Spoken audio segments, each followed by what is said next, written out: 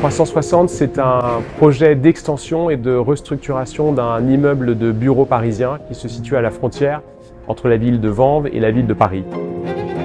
Nous sommes sur une opération d'envergure, 29 000 m² de bureaux à restructurer en 24 mois. Pour mener un projet comme 360, on doit constituer une équipe pluridisciplinaire autour de nous. On est dans une relation étroite avec notre équipe de maîtrise d'œuvre et notre AMO. On doit instaurer évidemment une relation de confiance.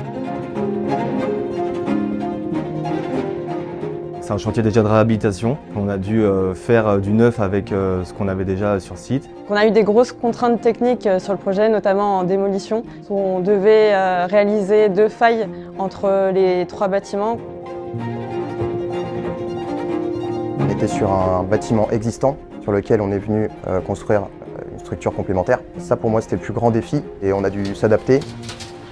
Ce gros bloc initial qu'on a essayé d'ouvrir sur Paris et Vanves, c'est un vrai enjeu technique. C'est important de participer à ce projet, de ne pas détruire le bâtiment pour recréer, mais justement faire avec l'existant. Un des enjeux de ce projet, c'est le confort des utilisateurs.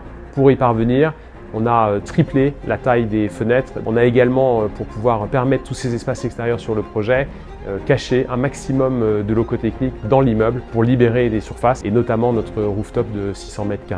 On a mis en place toute une série d'équipements techniques qui vont permettre de très fortement limiter le besoin et les consommations d'énergie de l'immeuble.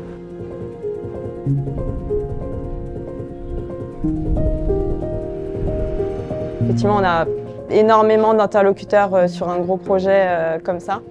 La force de ce chantier, c'est l'équilibre entre toutes les forces et tous les acteurs qui sont en présence. Il est important qu'effectivement tout le monde travaille dans le même sens, de façon à ce qu'effectivement on obtienne la parfaite satisfaction du client.